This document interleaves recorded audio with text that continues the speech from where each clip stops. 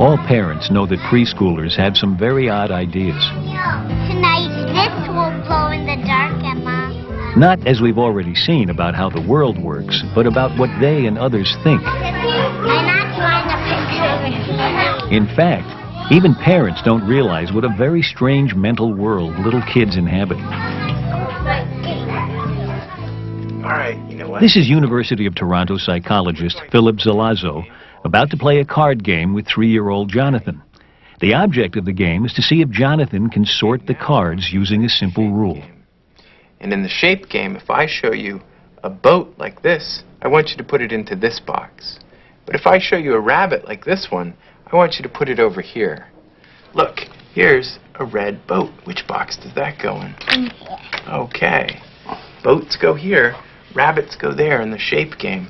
Look, here is a blue rabbit. Which box does that go in? In here. Okay. Let's do it one more time, okay? And then we'll play a new game. If it's a boat, it goes here, but rabbits have to go in that box. Jonathan's got this game all figured out. Rabbit. But now Phil changes the rules. Okay. All right, now, you know what? We're going to play a new game. We're not going to play the shape game. We're going to play the color game. In the color game, if I show you a blue one, you have to put it in this box. But if I show you a red one like that, then I want you to put it over here. Okay? Okay. All right, look at this. Here's a red boat. Which box does that go in the color game? Here. Okay, now you know what? Can you show me where do the blue ones go in the color game? In here. And where do the red ones go? In here. So what about this blue rabbit? Which box does that go in? In here. Even though Jonathan has just repeated the rules with a new color game, he keeps playing by the rules of the old shape If I show you game. a rabbit, then it has to go Now, the in obvious this box. explanation is that it's easier to Blue sort ones by have to go shape in that than box, color. Okay. So, with Libby, Here's Phil the red started boat. with the color Where does game, that go? which she plays just fine. Okay. Now, Now, Phil switches to the shape game. can you show me where do the boats go in the shape game? And where do the rabbits go? Look, here's a red boat. Where does that go in the shape game? Libby, just like Jonathan and all the 3-year-olds Phil Zalazo has tested, seems to get stuck on the first rule she learns. It's as if the 3-year-old mind somehow doesn't know what it knows. We're going to have snacks now. What have you got in your... Nothing demonstrates that better than a simple but startling experiment Janet Astington, also at the University of Toronto, does with 3-year-olds like Jacob and a juice box. What's in the box? Juice.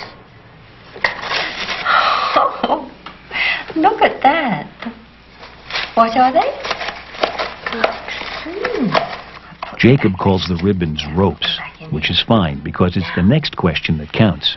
What did you think was inside the box before I turned it over? Ropes. Ropes. It's surprising when you think, well, surely they can remember. You know, they just said juice a moment ago. It's really surprising when they say that they thought that there were ribbons in there. And you realize that they just don't think about the world in the same way that we do. Okay. Sorry, Jacob. Not only is Jacob now convinced he always thought there were ropes in the box, he also believes if he thinks something, so must everyone else. Jessie hasn't seen inside this box. What would Jessie think is inside before I turn it over? Ropes. The innocence of the 3-year-old mind is both wonderful and a little spooky. And it's led Toronto's Tom Keenan and David Olson to play an elaborate game to find out if young children understand deception. One of the players is 3-year-old Ross. So, this is John, and this is his big sister Katie, and that's John's mother, John and Katie's mother. And I want you to pretend that they're real people, just like you and me, okay? Now look at John. John has big feet, and Katie has little feet. Now watch what happens when they walk through the flower. They make footprints.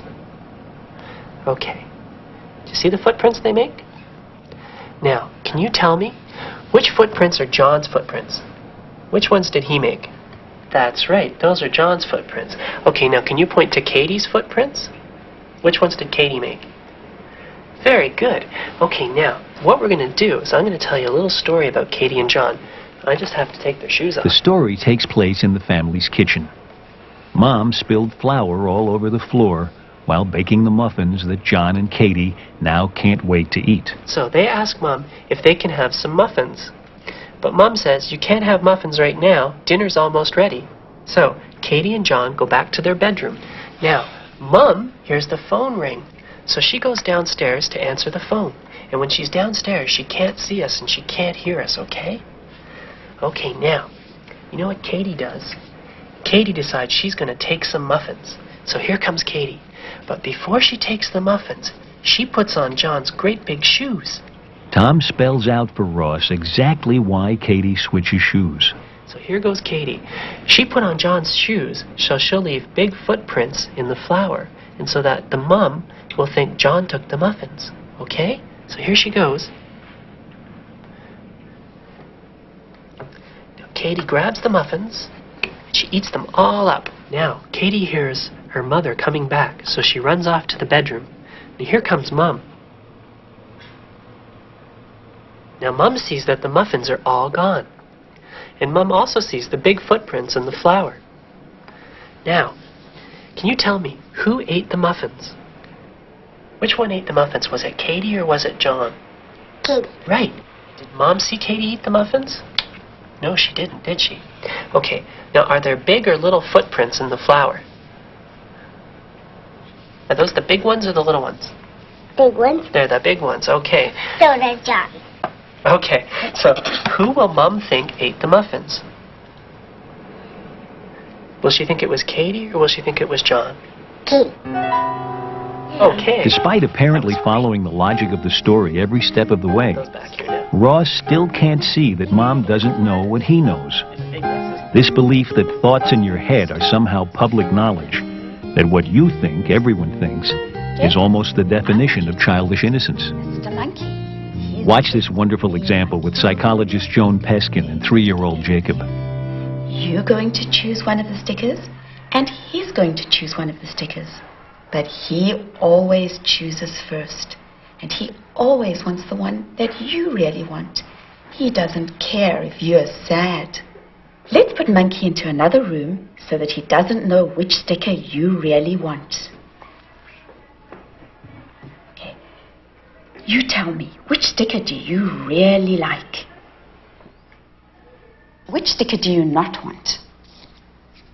Okay, now I'm going to bring back Mean Monkey, and he's going to choose first. Remember, he always wants the sticker that you really want. He doesn't care if you're sad.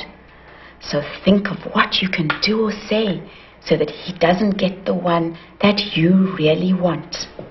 Here comes Mean Monkey. Which sticker am I going to choose?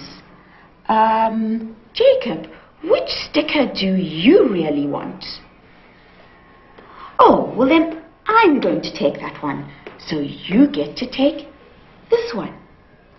Joan repeats the experiment several times with each child, giving them ample opportunity to deceive the monkey as to what they really want. Okay, tell me which sticker you really like. That one. And which sticker do you not want? That one. Okay. Jacob, which sticker are you going to take? Well, then I'm going to take that one. And you... Bravely accepting, 3-year-old Jacob never figures out that the monkey can be fooled. But what about Patrick, 18 months older, and already with a knowing gleam in his eyes? So that he doesn't know which sticker you really want. Okay? Which one do you really like? Point to which one you really like. That one.